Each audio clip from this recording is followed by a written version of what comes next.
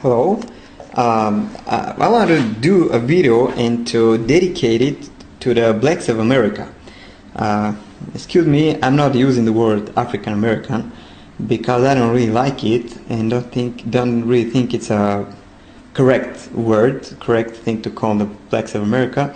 But enough about this. I just want to complete a puzzle based on what happened in America lately and what happened in Israel lately. These are the two sides of the puzzle. I started from the two opposite sides, America and Israel. Let's not forget that Israel receives lots of money from America, even billions of dollars each year. Those money goes to the military, to the police, to the army, and weapons, and to fight Arabs and so on. Now, one of the missing pieces is why America pays Israel so much money, although countries like Detroit getting bankrupt and they just get poor and then officially broke, and instead of giving money to support the economy of such cities, America keeps on giving money to Israel and doesn't even ask anybody if Americans like it or not, if Americans like their tax money to go to Israel instead of supporting some cities which are getting broke or not. Okay, this is another missing piece of the puzzle, why? But what I'm trying right now where I'm starting from is let's just get back to the things which happened. I don't think I have to remind you what happened in America. All those black people, all those black youngsters got killed, and some of them for no reason, some of them were innocent, some of them were guilty about something tiny, and they got killed because of this, and the policeman who killed them just get away with it like he did nothing wrong. Now, the question here is why. Now, this is what happened in Israel last summer. We had war against the Arabs. Arabs are very badly treated in Israel. They're like second-class people, and we got Gaza Strip, which is a place where Israel has taken a lot of Arabs to just throw them there to live in a ghetto, away from their houses, away from everywhere, and then they're just locked there. They cannot go anywhere, and this is how they live for several years already. Now they have their organization. They call it terror organization because they fight Israel, and Israel has no right not to not to fight back. I mean, terror, not terror. I don't support their fighting, but as long as Israel treats them like this, this is what Israel receives. Now, the question is why? Why is Israel treating Arabs like this? Now, we had this war when we bombed Arabs repeatedly and constantly all the summer, and now there's American Jew who came to Israel, and he's against this bombing and against the bad treatment of the Arabs. Now let's see what happened to him. I say to the people of Israel that they must join the world consensus. The entire world has decided that this occupation cannot go on, that the refugees cannot remain where they are. The world has decided they must all come home, and that the occupied territories shall be free. Israel is the pariah state. Israel is the rogue state. And the United States. My government is responsible. And I'm here to say that not in my name, not in the name of the American citizens.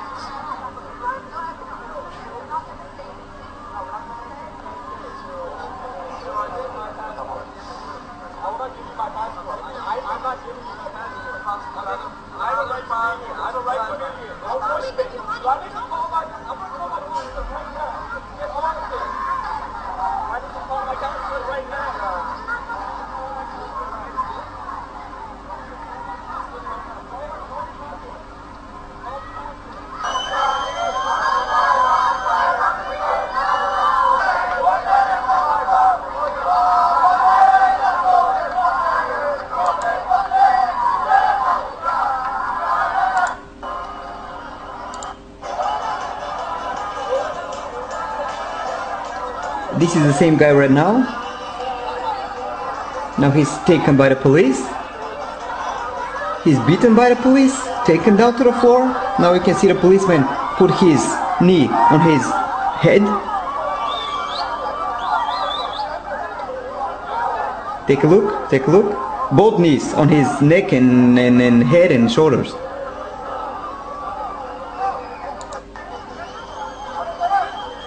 Now they lock him.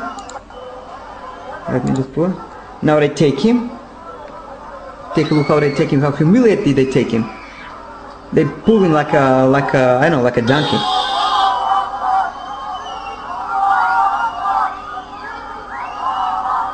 And they arrest him. Now take a look at his face, how shocked he is of what happened to him. Okay. Now, this is the first one. Now, I'm asking you here a question. Those policemen, they know very well that he's an American citizen, and the money they receive are from America. Their salaries every single month, the money, their salaries are coming from America, from taxpayers like he and like his parents. But I still humiliate him, beat him, and arrest him. Why? Now, there's another thing. Another video I want to show you is, now from the other side, there's an Arab American citizen. He was born in Gaza, I guess, but somehow he received American citizenship. Now take a look the Israeli soldiers what do to him. Makes it okay to beat up a teenager, does it? Now they beat him up. Absolutely not. There's a preliminary investigation of the details of the incident itself. Take a look how they beat him up. He's already out of consciousness. But I continue beating him up. Now this is how the guy looked after they beat him up. This is how they beat him up. And obviously at the moment we're focusing on the circumstances. Now they are pulling him after he's out of consciousness. Now you, right at the beginning, said the footage is edited. We have just shown it now. There is not one edit in that footage. Okay. I'm talking about the footage both before as well as what take a look, they're kicking him. In East Jerusalem and that specific he's out of consciousness, they continue kicking him. And take a look how they did take him. Okay. What I'm trying to say is that this is what happened to the African Americans, happened similar things, and now happens to Americans. I mean, those soldiers do this to the Arab child, and he's American citizen too, and they don't care. There's another American citizen who even showed his passport. We just showed the first video. The police beat him and arrest him. Again, they don't care. He's American. Although both soldiers, army and police are receiving money from the American taxpayers. Why? Now, I can tell you. I can tell you why. This is one of the missing pieces of the puzzle I want to find right now. They do it because they are told to. They are told to settle a system of white supremacy, where Arabs in Israel or blacks in America are allowed to be humiliated, beaten, even killed. Now, all those who support them, like this guy, no matter that he's American, he is supposed to be beaten. This is why the police receive their money. Even if American guy tries to oppose them, they have to beat him, because this is what they're paid for. And they don't know this very well. In America, it's the same thing. They are trying to stabilize a system of white supremacy, where if you have to kill a black guy, you're gonna kill him. And you will get along, because this is what you're told to. If you have to kill or to jail some black guy for no reason, or to find some reason, you're gonna do it, because the system of white supremacy must be stabilized. Now, this is the first missing pieces of the puzzle. Another missing pieces is why the common things happen in Israel and America. Why America needs Israel. Why America needs Israel so much, and why is stabilizing the same system of white supremacy in Israel. Now, let me just reveal some things. First of all, is that the Jews who are brought in Israel, most of them are white. Not most of them, almost all of them are white, including me. I was brought in Israel from a country which is called Bulgaria. It's a European country, and I can tell you that in every European country there are Jews, and there is so-called organization, Jewish Agency, which is trying to take those Jews to Israel. If you track this organization, you can find out that this is not an Israeli organization. This is an American organization. Jewish Agency is an American organization which has the exclusive right to decide who is Jewish and who is not on this planet, and who to be taken to Israel and who's not. Now, if you do research, you will find out that in Africa, in Black Africa, they're looking for Jews only in Ethiopia. They bring Jews only from Ethiopia, and I can tell you by knowing a lot of people, Ethiopian Jews here in Israel, that they're treated very badly, very badly. And many of them commit suicide because they cannot take it. They come from some place, Ethiopia, they don't have much there, but they live decent life. And when they come here and try to be humiliated and so on, some of them cannot even take it. Now, what I'm trying to say is that why from each white country this Jewish agency is trying to bring Jews, and when it's about Black Africa, they're going to Ethiopia, and this is where they stop. The only one place. Now, because of the same thing, they're trying to do the white supremacy here. They try to bring white guys here and to take the supremacy over Arabs, which are the local citizens, and over blacks, which are so far they're only the Ethiopian Jews. Now, what I'm trying also to say is that another question is why America needs Israel. In Israel there is no oil like in other Middle Eastern countries. There's nothing they can be attracted to. But why do they do all these things? Why do they invest money, bring white people and so on, when they build their system of white supremacy, just like in America they build in Israel? Why? And I can tell you why. Because the true Jews, according to the Bible, you can check it in the Bible, you can read Job 30:30 and some other places, they have never been white. They have been people of color. And they have not stopped in Ethiopia. They were in Ethiopia, Sudan, and they have settled in West Africa. From West Africa, they have been taken as slaves to America. Brothers and sisters, blacks of America, it's you. You are the true Hebrews. You are the true Hebrews from the Bible. America gonna do everything, gonna invest as much money as it has, gonna fight as much wars as they can, gonna invite as much weapons as they can, just to hide this away from you. Gonna take Israel, gonna bring white people here, and to tell you these are the Jews. Gonna kill you, gonna kill Arabs, gonna mistreat white people like this guy, just to tell you this lie that you are nobody and we are the Jews with all the history and so on. It has been deleted, your history. You don't know who you are. Don't forget about it. This is why America has been taking your history away, never to find out that it's all about you. I'm telling you this, please. I don't ask you to come to Israel and to start a revolution. I'm just asking you to start thinking this way, to believe me a little bit, because I'm living in Israel and I'm part of this injustice. I really believe that people like me and you, we can bring the justice back. Thank you.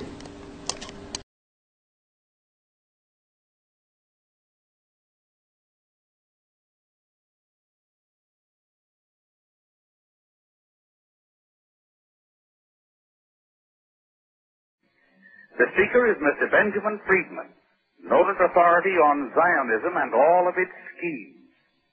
Mr. Friedman is a former Jew, and I mean a former Jew. The Jews, I call them Jews to you because they're known as Jews. I don't call them Jews. I refer to them as so-called Jews because I know what they are.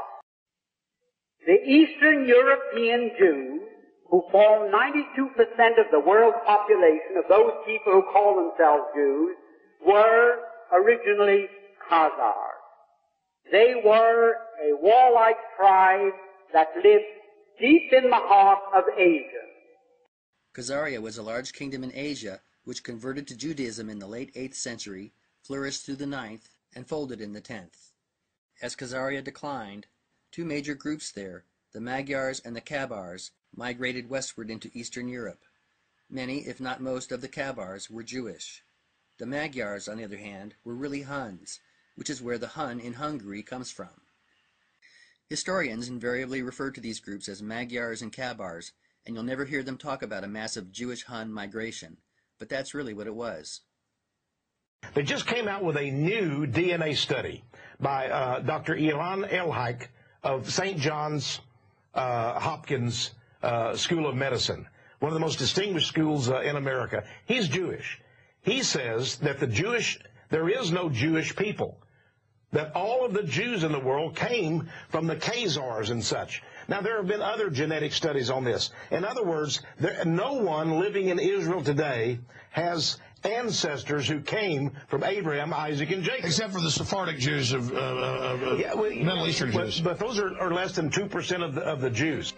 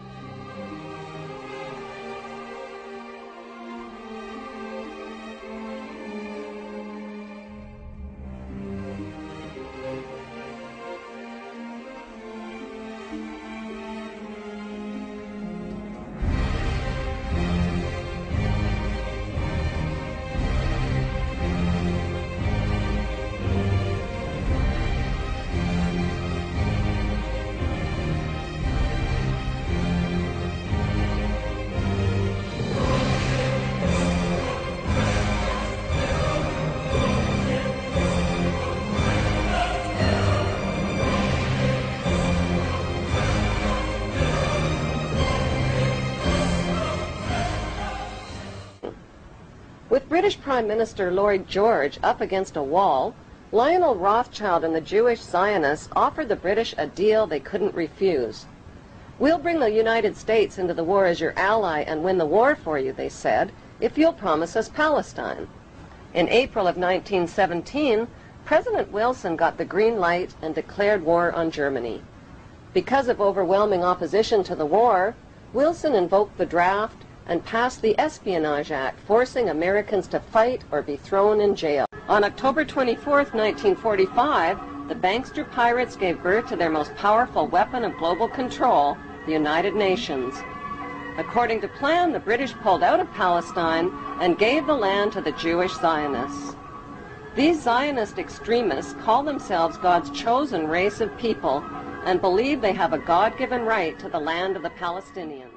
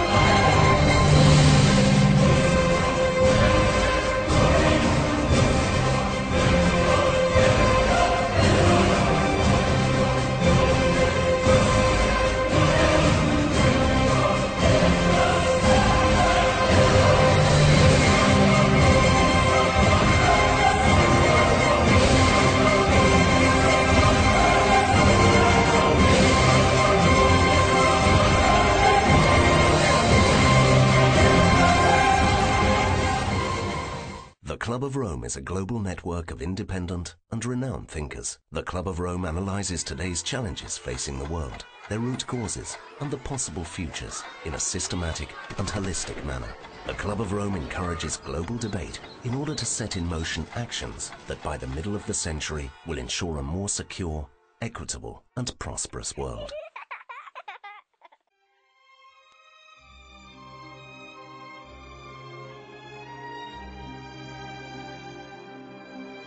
Pope Francis is ushering in a new era for the Catholic Church, and so are the crowds. Take a look at this image. It was taken on March 13th, the day Francis was elected. One of the many challenges Pope Francis will face is getting the Vatican's financial house in order. Mark Phillips looks at the Church's history of secrecy and scandal. The Vatican is more than the world's largest religious institution. It's a business in trouble. there are backroom financial scandals at Vatican Inc. In an old stone tower behind the papal apartment is the Vatican Bank. The church's various departments, its priests and employees keep accounts here. Secret accounts, hidden from the prying eyes of international regulators. An Italian court investigating the bank found documents showing some accounts had been used for money laundering and other illegal, and for the church highly embarrassing, activities.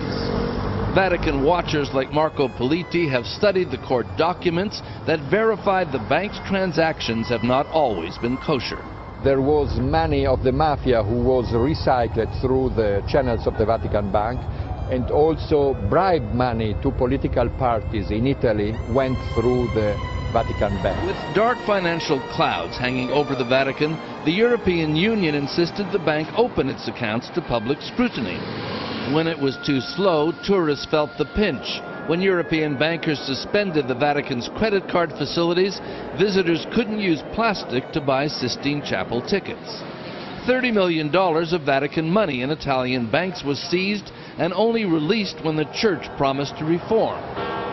Now Swiss lawyer René Brulhart, who helped clean up other secretive European banks, has been brought in. But still the bank keeps many of its dealings private and not just from outsiders. South African Cardinal Wilfred Napier, who sits on a committee that's supposed to sign off on the Vatican's books, told us he still can't get the information he needs. I'm one of those 15 cardinals that sits on that committee, and we sign our name to the report. I want to know that I'm signing something that is actually reflecting the truth. There's another scandal with a girl who disappeared in the Vatican 20 years ago, and they say they may have found her remains. The Italian police are leading the investigation, but instead of helping them, the Vatican is obstructing the investigation. It's likely they knew about this and stayed silent. And on top of all those cases of pedophilia, this is just disgusting. The list of controversial events involving Catholic priests or Vatican officials reads like a tabloid. Reports of sex abuse, pedophilia accusations, alleged large-scale corruption, and possible ties with the mafia.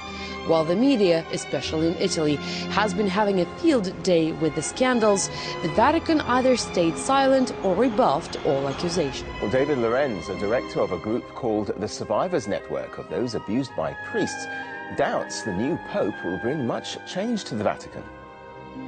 Nikki Davis says she was sexually abused by a Catholic brother, but she's no longer afraid to talk about it. Yet she says she knows of 2 other child abuse survivors who say they've been threatened not to talk to the Royal Commission. Some victims are reporting having received death threats because the information, the knowledge that they have, their personal experience is too damaging to the Catholic Church.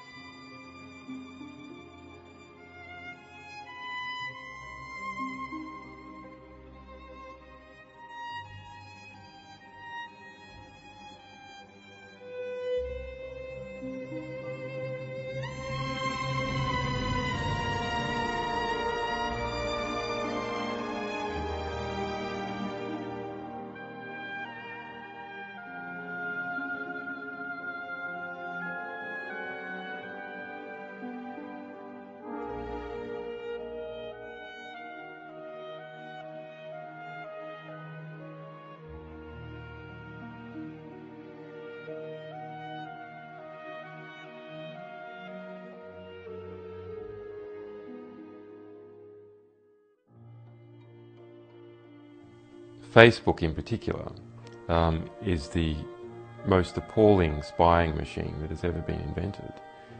Here we have the world's most comprehensive database about people, their relationships, their names, their addresses, their locations, their communications with each other, their relatives, all sitting within the United States, all accessible to US intelligence. Facebook, Google, Yahoo, all these major US organizations have built-in interfaces for US intelligence. It's not a matter of serving a subpoena. They have an interface that they have developed for US intelligence to use. Now, is it the case that Facebook is actually run by US intelligence? No, it's not like that. It's simply that US intelligence is able to bring to bear legal and political pressure to them, and it's costly for them to hand out records and one by one, so they have automated the process. Everyone should understand that when they add their friends to Facebook, they are doing free work for United States intelligence agencies in building this database for them. And every other intelligence agency that can either hack Facebook or who can do a favour with US intelligence. Foreign Intelligence Surveillance Act. The law was expanded back in 2008 and it allows the NSA to spy on Americans without a warrant. And essentially this would extend the government's power to warrantlessly wiretap Americans for another 5 years. 2 U.S. senators have asked the NSA just how many people it's spied on, but the agency is keeping their lips sealed, and you'll never guess why. They say dishing that information would violate your privacy. Do you ever feel like someone's watching you? Well, if you're a UK citizen, the government is attempting to step up its public surveillance policy and even snooping on your personal emails. Despite CCTV cameras already a major fact of UK life, there's now plans to store personal data, including information from social networking sites. As RT's Ira Bennett reports, it's the taxpayer who could be footing the bill. Soon you could be watched everywhere you go in the UK, even where the cameras can't see you. All your emails, texts and phone calls will be monitored under a new anti-terror spy plan. The government will know which websites you visit. It'll even snoop on your private Facebook messages. No matter who you are, all your personal data will be stored for a year in a massive surveillance operation privacy campaigners condemn. Britain's already one of the most watched societies in the world. The number of CCTV cameras is estimated at nearly 2 million. Now the government wants to monitor all electronic communication as well, including social media, taking surveillance to a level never seen before. Just what you say in calls and messages won't be kept, but the government will know exactly who you speak to, when you do it, and where you are. It'll be stored by broadband and mobile companies, but security services will have real-time access at the click of a button, secretly living your life with you. Digital rights groups say it'll leave people living in fear of Big Brother. For 2 years, every single tweet sent in the US has been stored in a massive archive. It's the ones being watched who are paying for it too. Cybersecurity experts predict it'll cost taxpayers over $1 billion to be spied on. Even then, there's no guarantee they'll be safe from other prying eyes.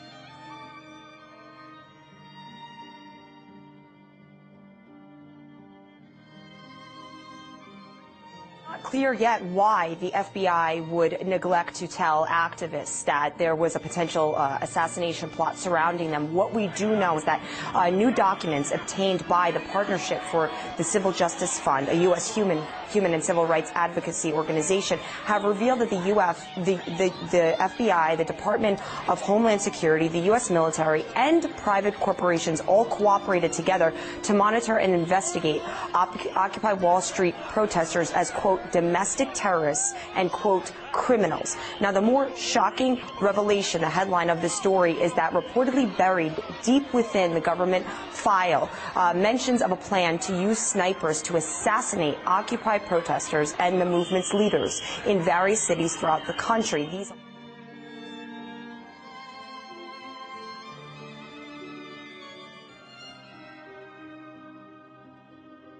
video cameras caught trucks arriving at the World Trade Center from about August 23rd until every night until about September 2nd, September 3rd.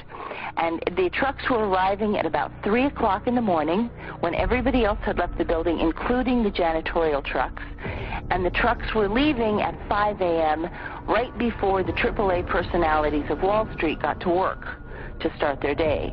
Something was brought into that building that would help with the detonation. There may have been work done on the detonation before. It may have been going on for months, but whatever they needed at the very end, they came and brought in that 10-day period.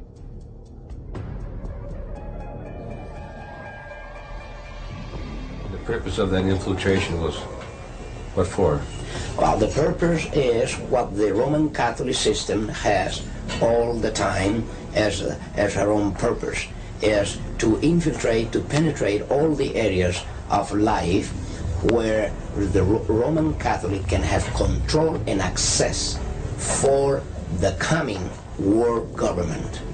What that means is, in preparation for that world government, the Roman Catholic institution, especially since the establishment of the Jesuit order in 1541, throughout all these 500 years, they've been in preparation and through infiltration and penetration of every level of society in order to take over the world politically and religiously. There are two doctrines that define very well these dangerous goal of the Roman Catholics.